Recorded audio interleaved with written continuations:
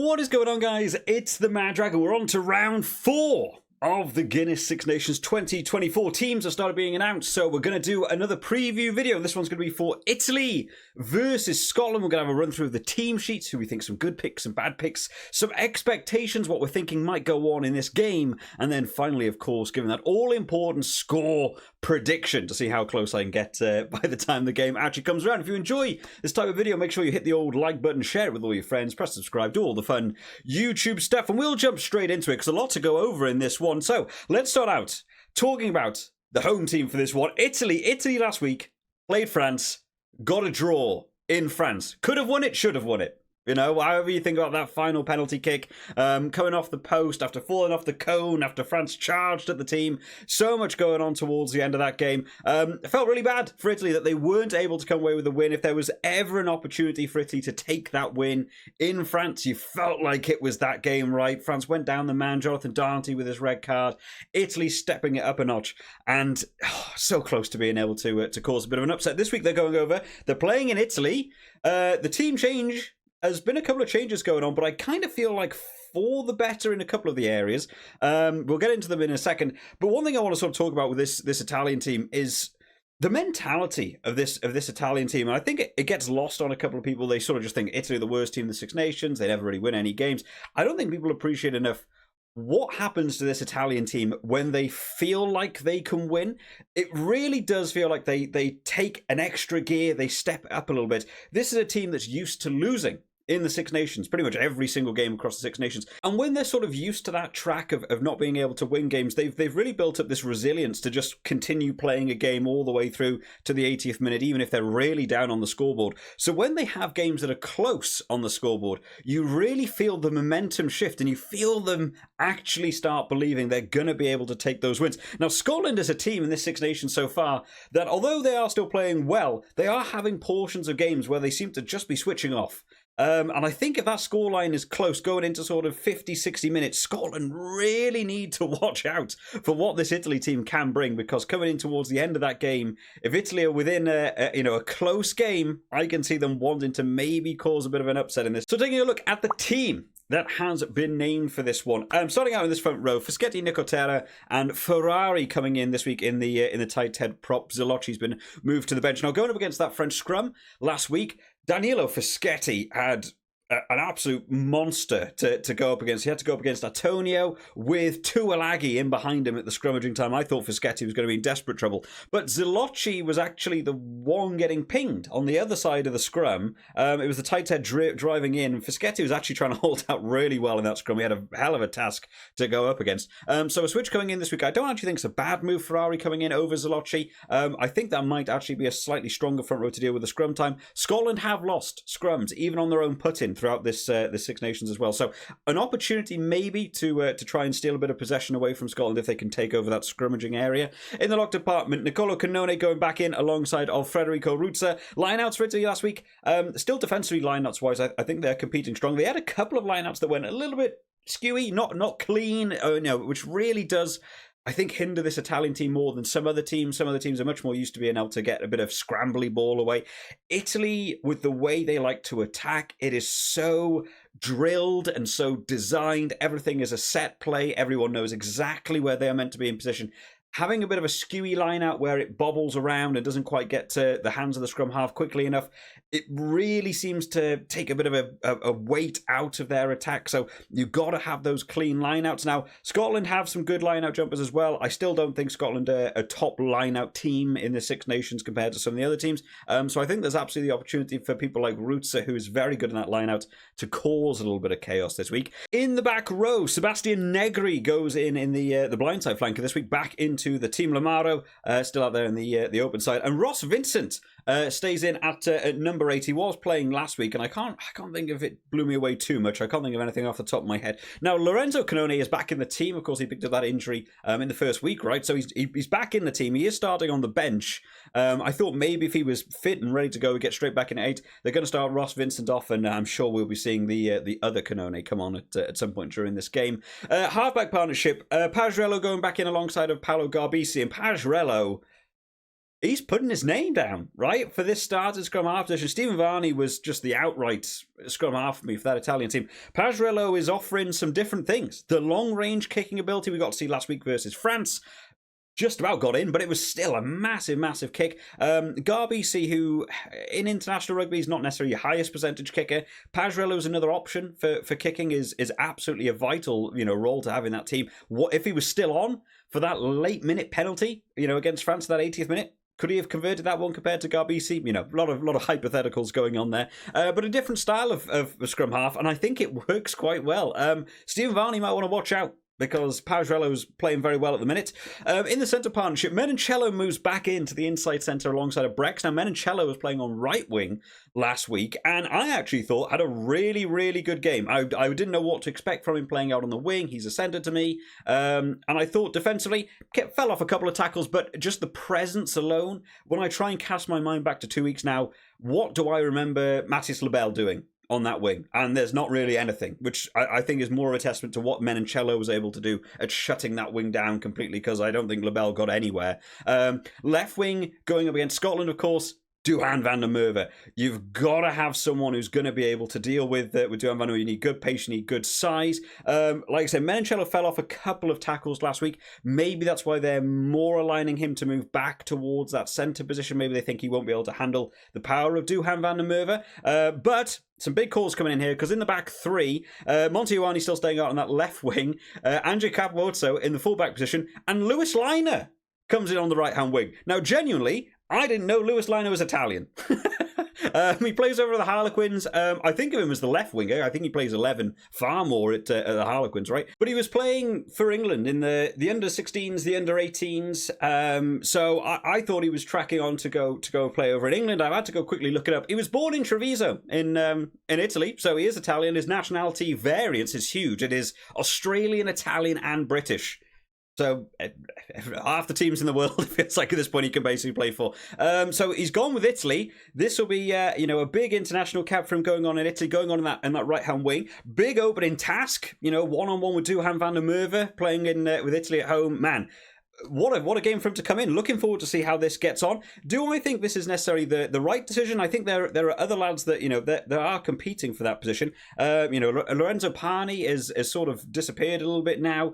Bruno seems to have gone. I don't know what happened to Gessie, I think his name was pronounced. He was crushing the under-20s, and I think he was trying to be filtered in to get into this starting team, but he's not been in the team either. So Lewis Liner getting the start on that right-hand wing as well. So some changes coming in, but it might be for the better, to be fair. And then in terms of the replacements, Lucchesi goes in alongside of Spagnuolo and Zalocci, like we said, already moved to the bench this week. Rest of the replacement forward, Zambonin and Lorenzo Cannone, and then in the replacement back, Stephen Varney, Marine, and Federico Mori. So going for the 5-3, which is an interesting tactic. It's kind of a hard call for me how you want to deal with this Scotland team. The Scottish backs are the ones causing all the issues.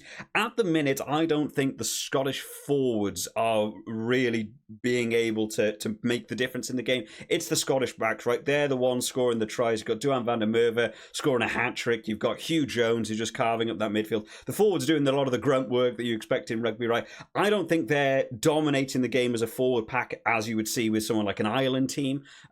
Which weighs up, how do you want to vision this game? Do you load up on your backs more to be able to keep your longevity, to be able to hold out against some of the Scottish backs to stop them scoring? Or should Italy have actually looked at more going for a 6-2 and trying to punish a Scottish team in the forward pack that maybe is kind of underperforming compared to some of the other teams of the Six Nations? France went 6-2 last week, and Italy dealt with it. And they dealt with it pretty well. They had a couple of scrums go wrong in the opening 20, but after that, it really felt like they were taking charge of that forward pack. I think maybe a 6-2 to punish Scotland at the set-piece area allows you to get possession of the ball and go through the backs, as opposed to being a little bit more defensive and trying to hold up against the Scottish backs. I might have looked to a 6-2 for Italy, but we'll see how it gets on. Talking of Scotland then, let's move on. Let's talk about the Scotland team. Got a win last week against England in the Calcutta Cup. They are having a whale of a time at the minute in the Calcutta Cup. They are doing extremely well. Good run of form for them over the last few years. Duhan van der Merwe, it must be his favourite fixture in the Six Nations. He absolutely just comes alive during the Scotland-England games. Now, of course, they had their injury last week. Tui Pelotu did not look comfortable coming off in that game, so there is going to be one change of that centre department. But elsewhere across the team, it's looking relatively similar to what we've already seen. There is a couple of changes, though. So Pierre Schoeman, George Turner, Xander Fagerson going in that front row. In the lock department, Grant Gilchrist and Scott Cummings. I'm sort of rushing ahead because I want to talk about Scott Cummings, because last week picked him in the fantasy. If you've caught my fantasy videos for the Guinness Six Nations one, picked him in the fantasy. Not an area I know a great deal about is the Scottish locks. To me, Grant Gilchrist is kind of my standout guy there. You got the Gray brothers. Scott Cummings is someone that I've never really paid a great deal of attention to, and it's one of the reasons I love the fantasy, because it forces me to keep an eye out for people. Pick Scott Cummings last week in the fantasy. I kept a special eye on him. What a game. Absolutely playing out of his skin. He was all over the park, absolute workhorse. And I think out of the forward pack last week, he had the best game. He actually scored quite well in the fantasy as well, so it was reflected in the stats. He was just everywhere, and I'm really glad to be seeing someone like Scott Cummings coming alive, doing the 5 shit as well. Because normally when I think of this team, I think of Grant Gilchrist in 5. Scott Cummings in 5 seems to be working really well. So Grant Gilchrist going to 4, who, again, felt maybe a little bit quiet for me for Grant Gilchrist last week, but Scott Cummings doing very well. Looking forward to see how he gets on in this game. In the back row, Andy Christie comes in the blindside flanker, Rory Darge at 7, and Jack Dempsey at 8. And another one that I picked in the fantasy last week, Jamie Ritchie. Where was he? What was he doing? To be honest, I got to the end of the game and thought, actually, I haven't really been paying that much attention to Jamie Ritchie. Did not score well in the fantasy, came off at like half time. Andy Christie coming in, I think, is maybe going to be a better move here. I'm looking forward to seeing him get back into the team. They've still gone for their double co-captain plus a vice-captain. Then they've got a lot of captaincy going on. But Rory Darge is, a really solid flanker and puts in a lot of good work at the breakdown as well. Halfback partnership this week, George Horn going alongside of Finn Russell. I can't remember anything happening to Ben White, but Ben White not in the team. Ali Price named on the bench. So George Horn getting a look in for this one. Maybe they want to rest him. They've got a big game against Ireland next week. Maybe they're thinking he's going to be okay. I can't remember seeing anything about an injury for him. In the centre partnership then, no Tui Pelotu this week. Cameron Redpath comes in at the inside centre to play alongside of Hugh Jones. And I'm looking forward to see this combo, because Cameron Redpath and Tui Pelotu are very different centres, the way they play. But I also don't think we've got to see enough of Cameron Redpath. Since he basically got in the Scotland team, he's still relatively low on caps. And in the amount of game time that he sort of gets chucked on in the last 15 minutes of the game, and he doesn't have enough time to sort of make his impact for me. I'm looking forward to seeing him play a full game. How these two are going to link up is going to be really interesting to me to see in this international, because the Huey Pelotu combination works so well, because Tui Pelotu is such a hard carrier and people always mark him, and they seem to work together so well to just get that pop pass, and nobody marks Hugh Jones to just carve through that line. They've worked that so well. How Cam Redpath will be able to deal with that as well is going to be really interesting, because I don't see Cam Redpath being able to carry the ball as hard as someone like Tui Pelotu, but he does have a great deal of pace. This is a much more sort of attacking centre combination for me that's going to be looking for the gaps. They're going to be trying to find the room. If this game begins to get expansive, having Redpath and Hugh Jones together is going to be a kind of a brutal afternoon, I think, because if they have the room to work with, these two lads are going to be playing off each other, going very, very wide, very expansive, hitting gaps, and it's going to be a long day for an Italian fullback to have to deal with. But if you can lock down this centre partnership, I'm not sure they're going to have necessarily as much team cohesion as we've seen with Tui Pelotu and Hugh Jones to work together. And then finally, in the back three, Duhan van der Merwe, Kyle Steyn and Blair Kinghorn. Once again, we've seen this trio working together quite well. Now, I did catch some highlights from the game on the weekend where Darcy Graham carving up the Ospreys, having a great time over there. I did wonder whether Darcy Graham might get called back up into the Scotland team and might find himself being back in. Kyle Steyn hasn't blown me away. The Six Nations hasn't been necessarily doing the greatest job. Darcy Graham's only just returned from injury. Might be a bit of a big call to go one game at club, straight back into no international in a starting jersey. But I thought it's something they may well have looked at. And then in the replacements, we've got Ewan Ashwin Hepburn and Miller Mills, who there was a couple of the Scottish forward replacements coming on last week who really didn't impress me. They are still low on caps in some of these replacement forwards, but Miller Mills especially, I remember keeping a bit of a personal note going. He's kind of struggling in that second half a little bit. And then alongside them, Sam Skinner, Jamie Ritchie, and Matt Fagerson. So Scotland have gone for the 6-2. They have gone for that power game, which is interesting. Maybe they're not quite as confident in their forward pack being able to hold up against Italy, seeing how they dealt with France. So they've loaded up on the 6-2. They want to try and take control of those areas. And I don't think that's actually a bad move, because kind of similar to Italy, the big point scorers in this team it's going to be coming through those backs. It's going to be coming through the likes of Duhan van der Merwe. So taking over the set piece area, I think is probably a really good move. I think Scotland will try and target the lineouts and the scrummaging. Remove the platform from Italy is a big detriment compared to some of the other teams in the Six Nations. They love to have a set play, how they're going to work, set organisation. So being able to remove that from Italy is going to be a big blow to them. So hopefully Italy will be able to compete well at that, but I definitely think Scotland will have the longevity in those areas. And then in the replacement backs, Ali Price and Kyle Rowe, who hopefully get some game time. I might like to see Kyle Stain play 50 minutes, and then maybe bring Kyle Rowe on and try him out on the wing. Blair Kinghorn can also switch to the wing if you need to. We've seen Kyle Rowe also try the fullback position right once.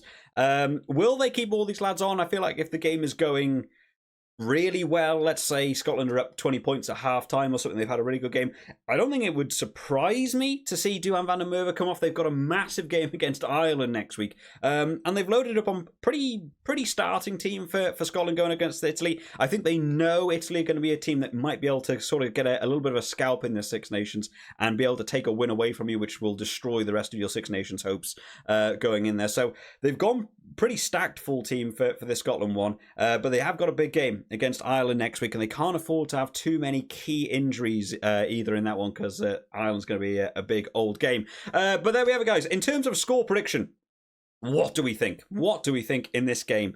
I'm still leaning towards this Scotland team. I think they've got the opportunity to get over for big points through the likes of, Duhan van der Merwe. I'm looking forward to see that battle between Duhan van der Merwe and Lewis Liner. I think that's going to be a really fun interaction. I think the forward pack, I think going for the 6-2 was the right move for this game. I haven't seen the weather. I don't know how open it's going to be. It's in Italy. I imagine it's going to be sunny, right? So hopefully we get to see some open play. But if the game does begin to open up, that combination, Redpath and Hugh Jones, I can see that room beginning to open up, and suddenly Scotland are away. Duhan van der Merwe as well. I think the Scotland backs are going to be your big point scorers, and just bolstering that forward pack with the 6-2, I think is the way to go for this one. I'm going to lean towards Scotland for this one. I don't think it's going to be as close as the Italy-France game. I'm expecting Scotland to want to put in a big performance for this one. I'm going to say Scotland by 10. That is going to be my prediction, guys. Let me know down in the comment section, who do you think is going to take this game? Do you think Italy can repeat what happened last week? Can they get another draw or better in this one? Really looking forward to reading your guys' comments. Of course, we're going to be doing these preview videos for the rest of the Six Nations over the course of this weekend as well. So make sure you hit the old subscribe button so you guys know as soon as the videos go live. Hope to see you all next time, guys. Bye-bye.